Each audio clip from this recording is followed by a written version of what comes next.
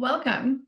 Thanks for joining us. This is the Community Efficiency Leadership Coalition webinar series. Today is Building Operations, Workforce Training, and Navigating Federal Grant Requirements. So today we will discuss funding opportunities, but also really what is the Building Operator Certification Program. And we have two great people to walk us through it today. But first, I have a little bit of housekeeping. So the Community Efficiency Leadership Coalition, what we are is it's a program under SPEAR, South Central Partnership for Energy Efficiency, as a resource. And our mission is to accelerate the adoption of energy efficiency products and services in our regions, Texas and Oklahoma. We're one of 6 regional energy efficiency organizations in the nation. And we really work through funded partnerships with the U.S. Department of Energy and collaborations with utilities, third-party program administrators, and public agencies, as well as the State Energy Conservation Office. We have several events that are CLC focused, and the CLC is, again, a part of the local government program. It's a collaborative network of Texas cities, school districts, universities, state agencies, and counties, and a partnership for resource exchange and expand the adoption of energy management best practices in the public sector.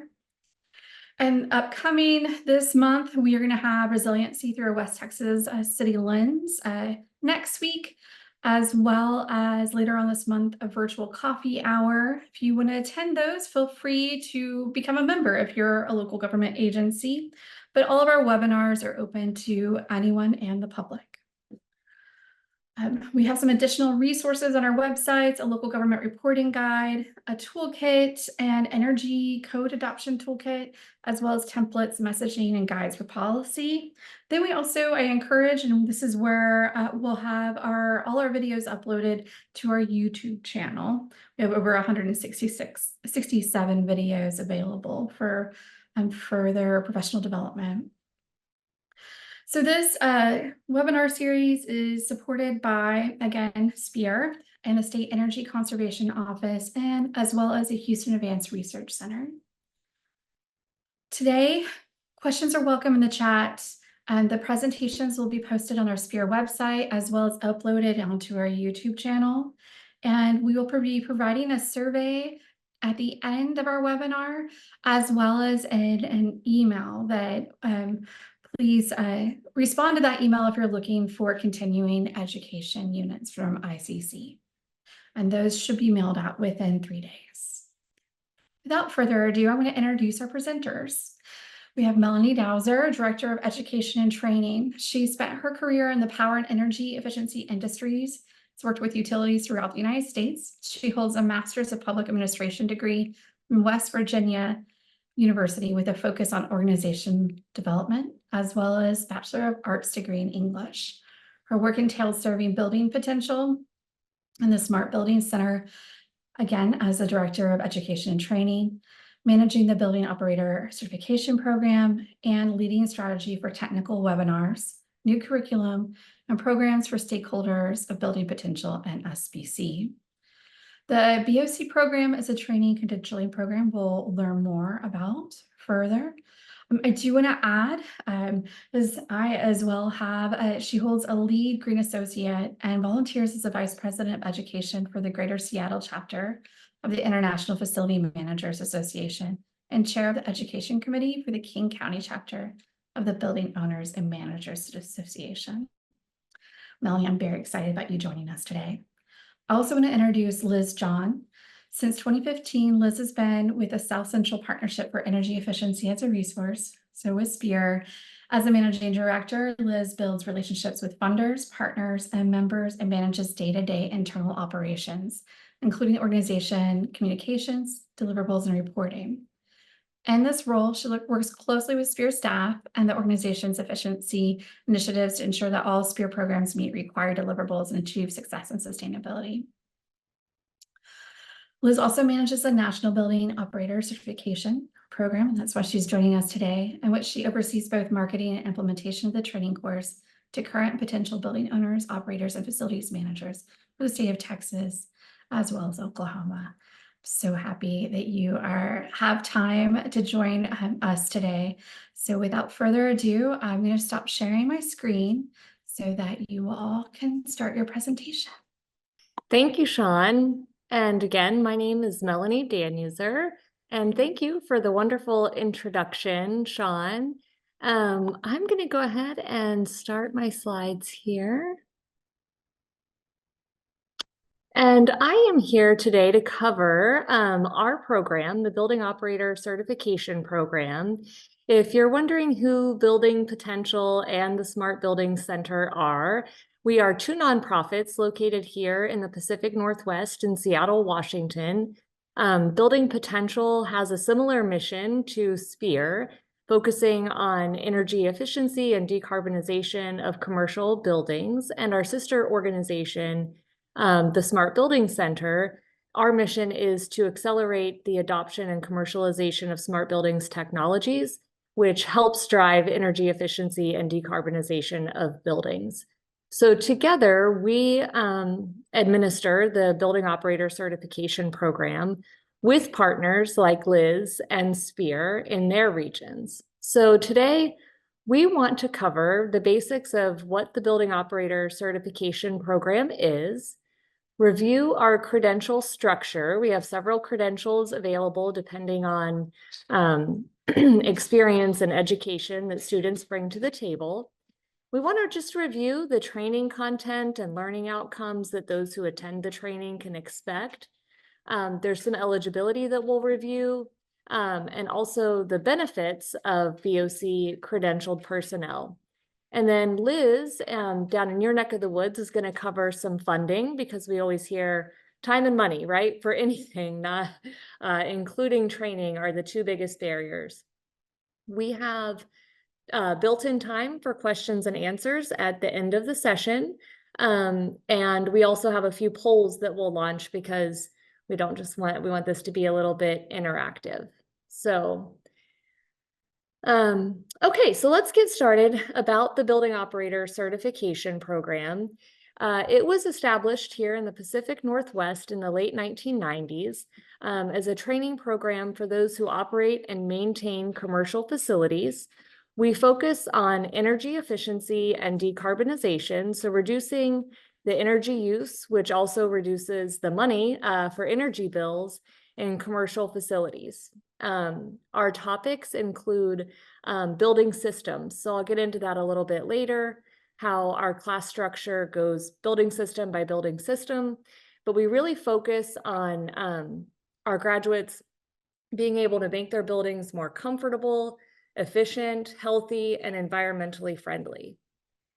We are also the only training program with third-party verified energy savings. So our graduates help their organizations substantially cut their operating costs through energy use, as much as $20,000 a year, and the average there is actually around $10,000.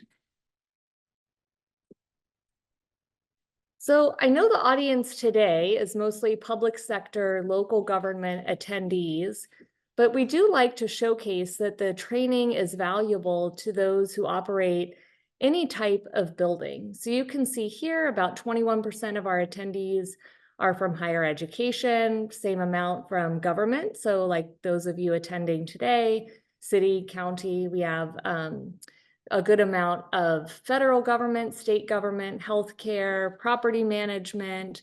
And one of the big values that we see from BOC for our students is this peer exchange. So not only do you get to hear from subject matter expert instructors who know the field and who have worked in the field, but you also get to have this collaborative space where you can share opportunities, challenges, and hear from your peers on, maybe they've come up on the same problem, question, have some ideas, especially this cross-sector collaboration that happens in our classes.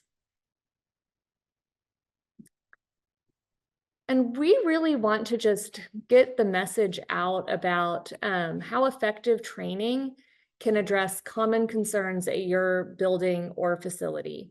So there's a lot of common concerns, as this says, But we're going to run through some of those and then we'll hone in on beyond energy savings, just the value of training your staff and having a really knowledgeable operations and maintenance team and how that can benefit your facility.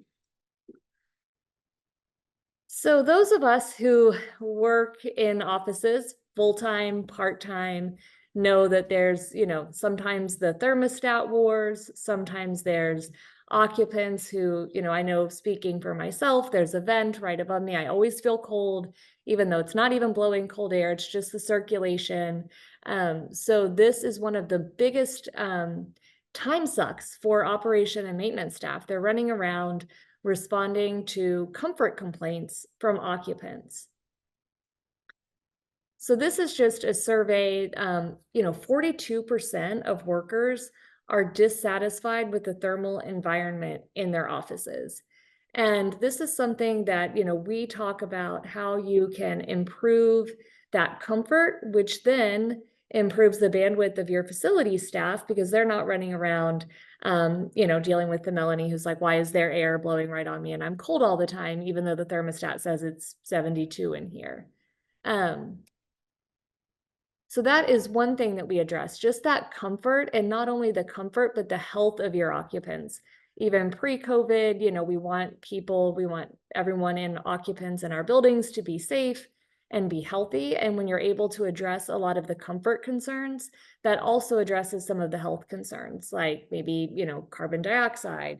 Again, that ventilation, is your space overventilated, underventilated? Is your building wasting energy, right?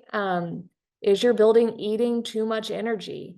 A lot of us don't even know where our buildings stand. So we talk about how buildings can cut energy use, this says 5 to 30%, while maintaining or even improving the function of the building, the occupant comfort, the occupant health. Again, looking at maybe over ventilation, over lighting, giving, people's eyes get affected. So this is, of course, focused on energy efficiency, our training is, and there's a lot of opportunities for saving energy while improving or maintaining that comfort and health for your occupants. This slide, I mentioned this at the beginning, is the verified energy savings. Who doesn't want to save money, right? And the facilities department is often just seen as a resource center, right? It's just using energy, using staff, and anything that we can do to help the facilities department save money, save energy, is going to be a positive thing. So we are the benefactor of several third-party verified energy savings studies. I think we're up to maybe 12 or 13 different states accept energy savings from BOC. And this, again, is just a snapshot of the average annual energy savings. BOC is a national program, so of course, the cost of energy varies where you are. We're in the Pacific Northwest, there's different demand response charges. So a lot of this, can even go up when you're saving energy, saving money, but this is the average, around $10,000 a year it equates when you're saving about 100,500 kilowatt hours. And all of these studies are published on our website, and I know Liz and Sean are going to send out some helpful follow-ups. So I encourage you to go to our website. The energy savings reports themselves might be more for bedtime reading, but we do have a nice FAQ there that really outlines the energy savings, how those are derived, whether you're on gas, electric, there's also gas savings. So I encourage you to take a look at those energy savings reports. So those are just some of the high level, real off the cuff. You're going to improve occupant comfort, health. You're going to reduce your energy consumption, energy bills, and also you're really going to build up your staff. And having a well-trained staff who feels valued has just a lot of benefits. You're not going to experience as much staff turnover when you invest in your staff, you're not going to lose that institutional knowledge. You're going to have facilities that are better operated and maintained. You're going to have occupants, again, that are happy. I know these are local governments, so we're not talking commercial real estate and retaining lessees a lot of the times. But so that's just kind of our introduction onto the value of BOC, some of the common issues that we address. But we'd love to hear from you now, and Sean's going to go ahead and launch a poll. We'd like to understand if your organization encourages and supports professional development and training. All right, so a typical response here, split down the middle, 50-50 on building comfort complaints being your biggest concern. And then we have, this is the question that I queued up, and apologies guys, I think we had all of them queued up at once, and that's just fine. So does your organization encourage and support professional training? About 30% provide time off for training, about only 20% providing tuition. And then case by case basis. Okay, and then Liz is going to talk through this one a little bit later, but some of the barriers to accessing professional development and training looks like, yeah, time and money, as I started us with, are the biggest challenges. Supervisor support, okay, other. Good. Well, thanks for participating.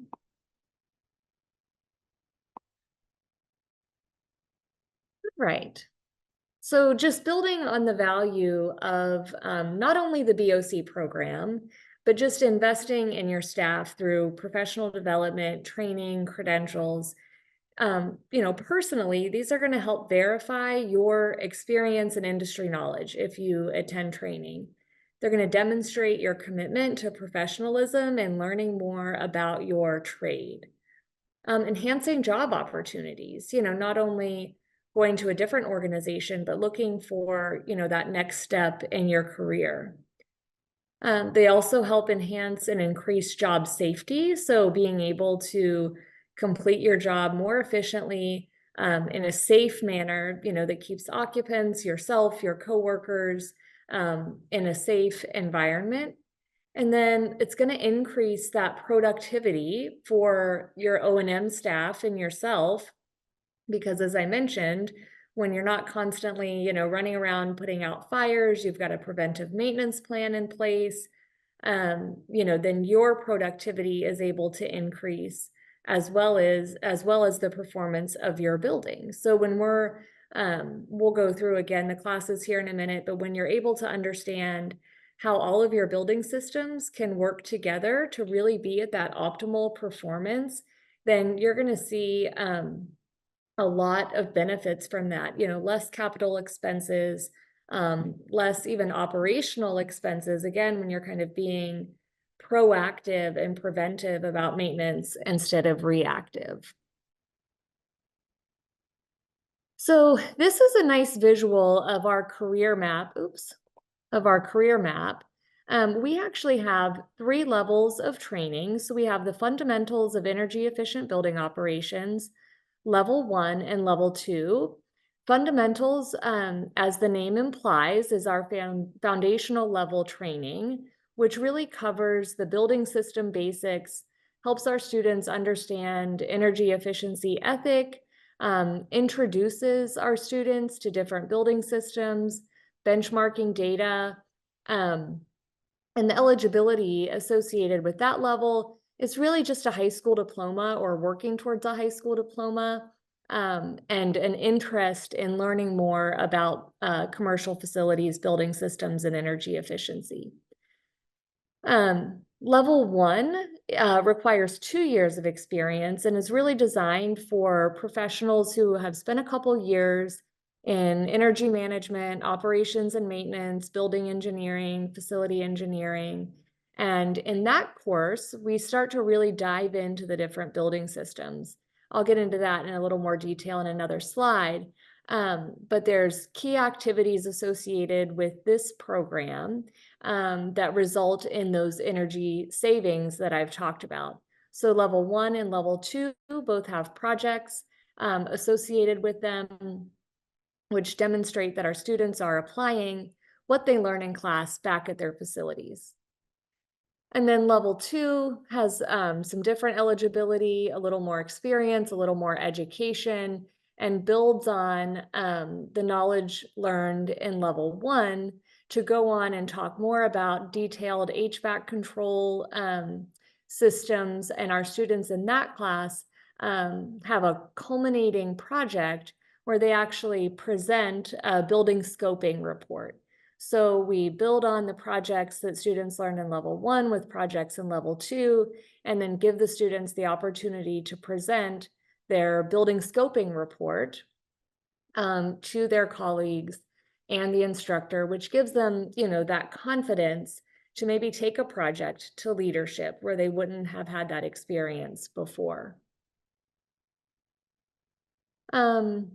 This is just another slide showing the credential structure. So each of our training levels result in a credential. So fundamentals has the fundamentals certificate, level 1 and level 2, training certificate of completion. And then we also have a separate certification that students become eligible for after completing the level 1 training. And that's a separate credential that really kind of takes you to the next level if you want to pursue that additional certification. All of the energy savings are based on the training credentials.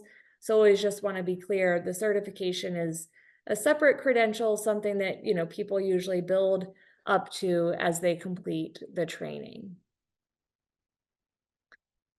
I'm going to pause there. Do we have any questions? I see something in the chat. I don't see any questions yet. Okay, so as I just touched on, that I would kind of cover some more of the content that our classes go over. This is fundamentals. You can see here the start of understanding the different building systems. We start with energy efficiency and sustainability. Then we review the fundamentals of HVAC systems, lighting systems. We go over energy conservation opportunities. Again, really that energy efficiency ethic, starting to teach folks how to make energy smart decisions day to day. We have a module on indoor environmental quality, bringing that occupant health and well-being into the mix. And then we talk about the importance of measuring and benchmarking energy performance, because again, you can't manage what you don't measure. And as I said, many of us aren't sure, where our buildings are performing. So how are we supposed to improve on that? All right, so for level 1, and just to be clear, you do not have to complete fundamentals to enter level 1. Level 1 has, its own eligibility, a couple years of experience or 1 year of experience in fundamentals. So if you have questions about the specific eligibility, you can check our website, you can check in with Liz. But level 1 is based on building systems. We start with energy efficient operations of HVAC systems. We do a whole class on measuring energy performance. So in that class, our students learn how to benchmark energy in their building. And now we've also updated that class to talk about greenhouse gas accounting. Lots of us are being asked to understand greenhouse gas. And the project associated with that class is to actually benchmark your building.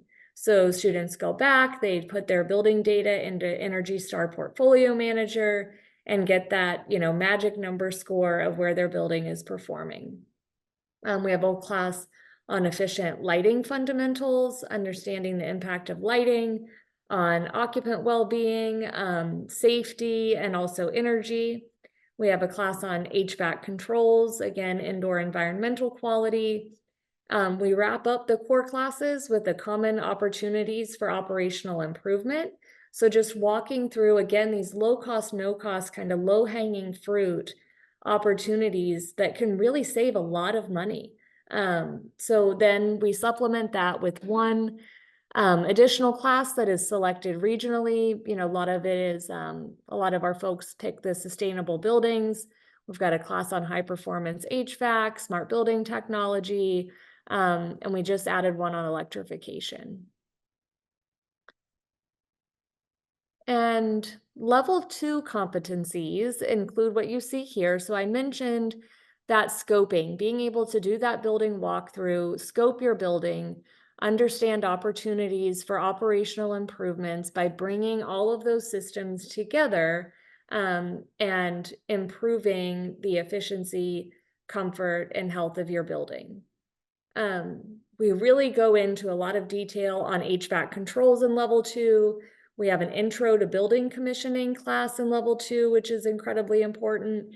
And we have water efficiency as a required class in level 2, understanding that nexus and synergy between water efficiency and energy efficiency.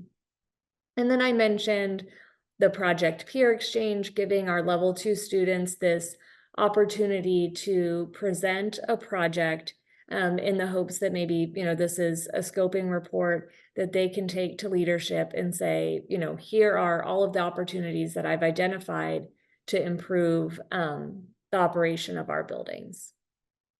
So what's next, right? You attend training. Our training includes, as I mentioned, there's projects for level 1 and level 2, fundamentals level 1 and level 2. All three include in-person, so whether that's virtual or in a in-person classroom, but the classes are live. And again, a lot of reasons for that, why we haven't went, kind of on demand, is you get this exposure to your peers, opportunity to learn from, others and the challenges they've faced, opportunity to interact with our instructors.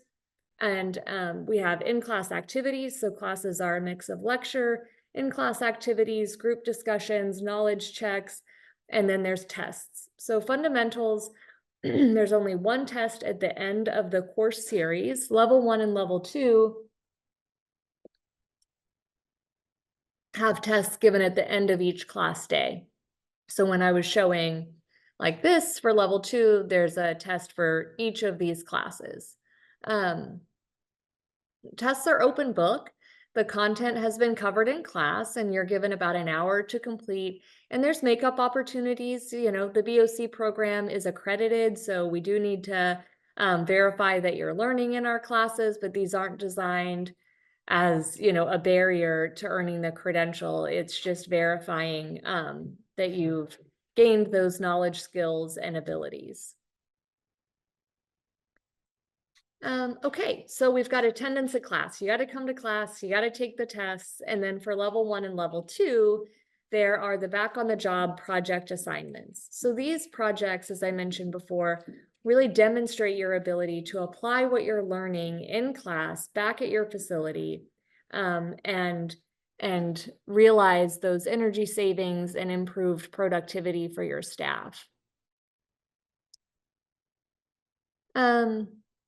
Okay, so let's say you've signed up for training, you've attended training.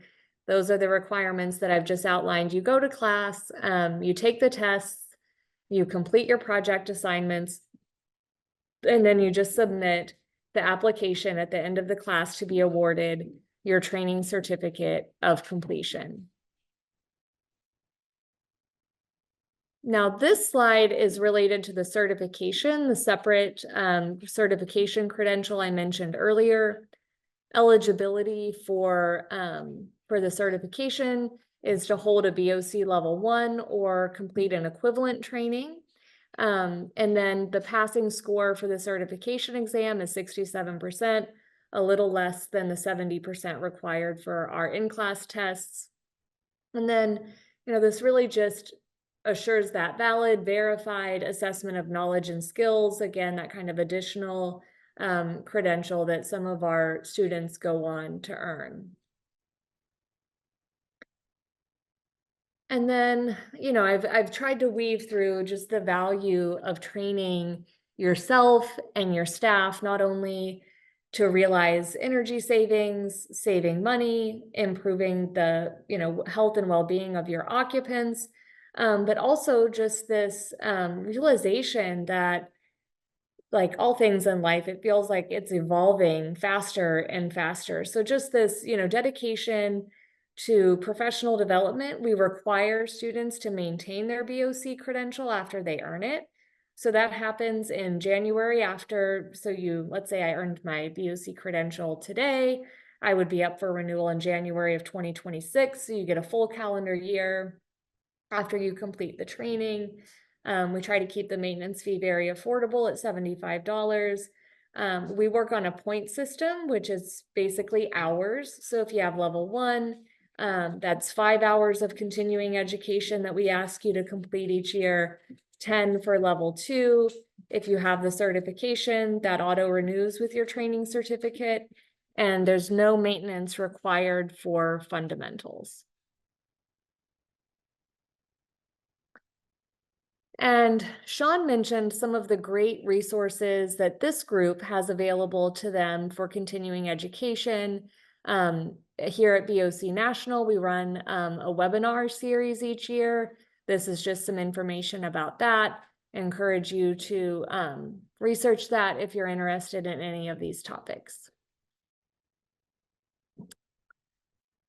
And this will be a good segue to Liz's section of the presentation here. Training tuition for BOC in your region is $1,700, and that tuition is all inclusive, so includes the training, the handbooks, the project workbooks, access to the learning management system, the tests, and then the credential. And Liz is going to talk through some funding opportunities that might be available, different ways you can look to pay for that training tuition. And this is, I mentioned earlier, if you haven't, this is the BOC National website. SPEAR also has wonderful resources and information about their BOC program. I know Sean's going to be sending out some comprehensive follow-up information to the group, but this is the national website, just the BOC, so theboc.info if you want to peruse any of our resources. So before I hand it over to Liz, just to wrap up again, the value of training, really, making your facilities more comfortable, reducing those comfort calls, reducing energy cost, helps you work more effectively internally and externally, and then bringing those ideas for improving operations that I mentioned, not only for our level 2 graduates, but anyone is able to go through our classes and understand some of these opportunities for improving operations. Thanks, Melanie. That was really great. Very informative. And I know we just shared a lot of information. So as she mentioned, we'll be following up with these slides. And also, I have some notes in this section that I will send out for hyperlinks and websites to visit so that you can get more information or even apply if you're interested in doing so. A lot of the feedback that we receive is that a lot of folks are interested and see the value of this training, but sometimes the cost can be prohibitive. And just to remind you, SPEAR's cost for all of the 7 classes in level 1 is $1,700. So some of these grants that we kind of pulled together that we wanted to share with you guys, the first being EPA's Community Change Grant. And their notice of funding opportunity ends on November 21st of this year. It's for roughly $2 billion, and that's coming from the Inflation Reduction Act. And these funds are really to pay for projects that reduce pollution, increase community and climate resilience, and then build community capacity addressing environmental and climate justice challenges.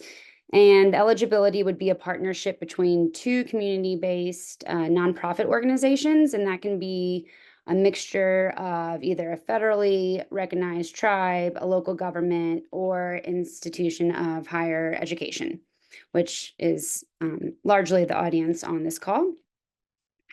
The second one that I wanted to kind of bring to your attention is the Energy Efficiency and Conservation Block Grants. So this is a funding program that will help local governments, tribes, states, public entities to implement strategies to reduce energy use and carbon emissions while improving energy efficiency. Largely focused in this aspect would be the built environment. This has 550 million. And for everyone besides tribes, this deadline is October 31st of this year. And then the tribe deadline, I believe, is the end of May 2025. Again, we'll send out some information on that. Grants.gov is a really great resource just to see what opportunities are out there, what the eligibility is, if you meet those requirements, to see deadlines for certain funding opportunities that might be available to you and your entity. There's an Energy Funds for All, and this is workforce development and labor. It's a green jobs training opportunity.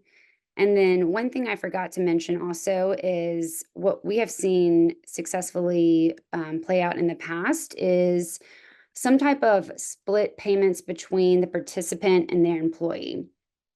So this could be like a 70-30 or a 50-50 split up front where the participant pays a portion and their employer pays a portion, or what we've also seen is the participant goes through the course and then at the end, when they receive their credential and successfully complete everything, then they would almost get a reimbursement of some sort from their employer. And then lastly, and Sean can probably speak to this one a little bit more, but we know that local governments have a set fund, often, I should say, have a set fund allocated for throughout the year for trainings or individuals to do some type of additional education. So something to keep in mind kind of as we're ending the fiscal year that will end in August and starting in September, to allocate those, maybe work them into your budgets at the beginning of the year, or if you have some extra money at the end, it would be a great time for us to kind of, talk to Spear and we can get a course developed or see if we already have one and kind of plug you in for that.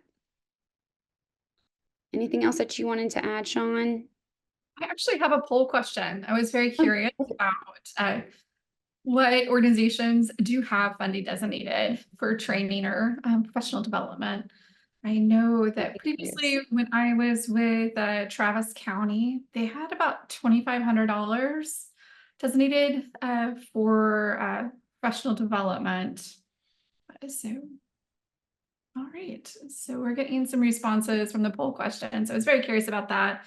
And I know as well as that, if you don't ask, you don't always know. So sometimes it's great just to ask and say, hey, there's this training I'm really interested in and doing. And that was my apologies on the poll question. I thought that it would come out separately, but that was one thing I was also curious and would love some feedback on, because we haven't gotten any questions yet, is those of you who are attending, and it can be anonymous, so you can toss your answer in the question and answer, but those of you who are attending, do you all also see whenever you go through a professional development training, do you see the benefits that come back to you and your job? We're really curious about that because I know it takes time and energy to get this training. On one side, for Spear, we're just like, oh, we'd love for everyone to take this training, but also it takes energy to do it, and it's fantastic. It saves, that city or county or even that agency funds if you're a facilities manager for a corporation. But at the same time, what does it do for you when spending that energy and getting that further education? So would love if you wanted to toss anything into the chat or answer to that. We're still getting a few responses. So I'm going to go ahead and end the poll and you can see the results. So to that question, does your organization have designated for training? 83% Great. of the people, the 12 that responded, they said yes. So, for benefits, kind of talking to that, I will say though, from working in local government, as long as I have, that whenever you have more knowledge and understanding, it's also all about the numbers. So as Melanie was going through the process and demonstrating that when you take the course, you'll be able to look at the energy performance of your building. After taking the course, you have that knowledge and you can demonstrate this is the cost savings that I've created from my knowledge base. And I know that and local government is all about the long game of planting that seed. Depends on what kind of tree you want to grow, but it does help you advance in your career of demonstrating your actions that you've made. Or also, from my experience of wanting that annual review, you will be able to give those numbers and stats to get that pay increase. So those are some benefits that are sometimes hidden and not always discussed. Stop sharing. Well said, Sean. Yeah, thank you. It's helpful. And then I have another question because we have a few moments. So those of you who do have questions for Melanie, because this is such great information. And I do have a question for you, Melanie, and then Liz, because you also coordinate the BOC locally, is that who are the trainers? Can you talk more about that? Who are these experts that we're spending time virtually with, and what's their background? Yeah, thanks, Sean. Good question. So our instructors, and Liz, you can chime in here for your, if you have anyone that you want to showcase specifically from your region. But my organizations as the national administrator retain the approval for instructors. So we require instructors to have not only experience with training and teaching individuals, but also hands-on experience in the field. So when you're in class and you're, talking with an instructor, that instructor is going to have actually experienced, and actually generally you don't see the same instructor every single class, because we select our instructors because of their expertise. Again, on the building systems, each class is focused on, one specific trade, technology system, whatever you want to call it. So you'll see maybe some of the same instructors throughout who have, very different expertise, but so you're going to be talking to someone and taught by someone who has worked in the field, has probably experienced some of what you've experienced. And then also they need to have taught in some capacity in their professional career, whether that's, maybe at a community college or through their own company, teaching, supervising other employees. Anything to add there, Liz, from your specific instructor pool in your region? I think you covered it. So some instructors will be approved to teach multiple or all of the courses, and then some are very niche, like very specific and own their own lighting company. And so Right, yes. they have all of that's kind of their main wheelhouse. Some of our instructors, one in particular that I'm thinking of, teaches at a university here in Texas, like Melanie mentioned, and he focuses on energy and power systems, renewable energy, sustainability.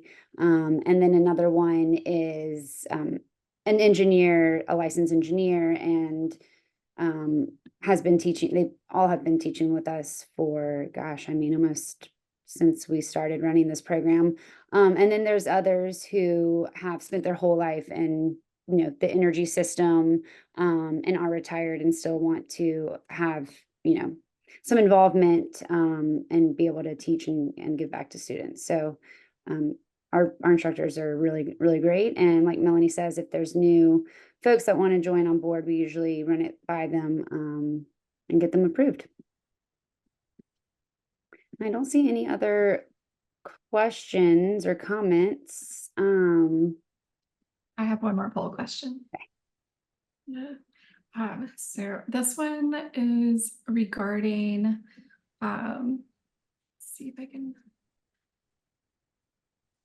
on grants. So, because you had talked a little bit about grants and what's coming up, and Spear has had several agencies reach out and say, hey, we really want to have training in energy efficiency, what do you know is out there? And always our answer is a BOC. And so I'm just curious about those in the audience. Is your organization currently applying for workforce development grants or also grants overall for energy efficiency? Because what I've seen is several of the infrastructure, um, Inflation Jobs, Inflation Reductions Act and the IIJA, they both have requirements for further training, even if it is through the pollution reduction grant. They all of them require some type of training. And looking at those, I've seen that several of them, the building operator certification program really matches the criteria. So I just wanted to bring that out there and have that resonate. So we have a couple more people I would love to have respond so that we can have more of an even 50% of the attendees. So, okay. And Melanie, have you seen that? Have you had several agencies reach out about the BOC nationally regarding grants and training? Yeah, we have, which has been a good thing that this funding is starting to trickle down.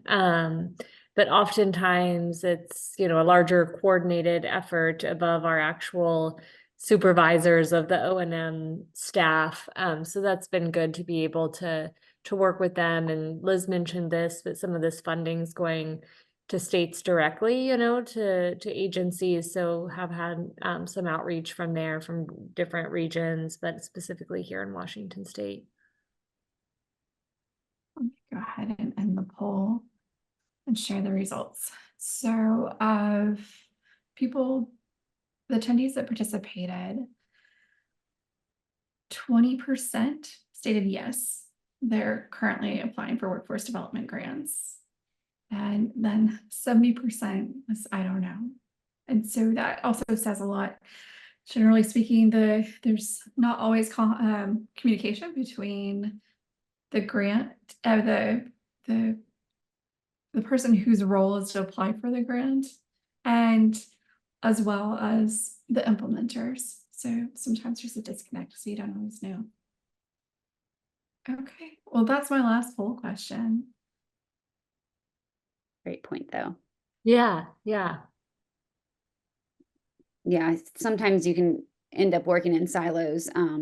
So I think it's good to know that these opportunities are out there and maybe reach out to whoever's in the finance department or decision making, especially with a number of you saying that there are some funds available for education and training.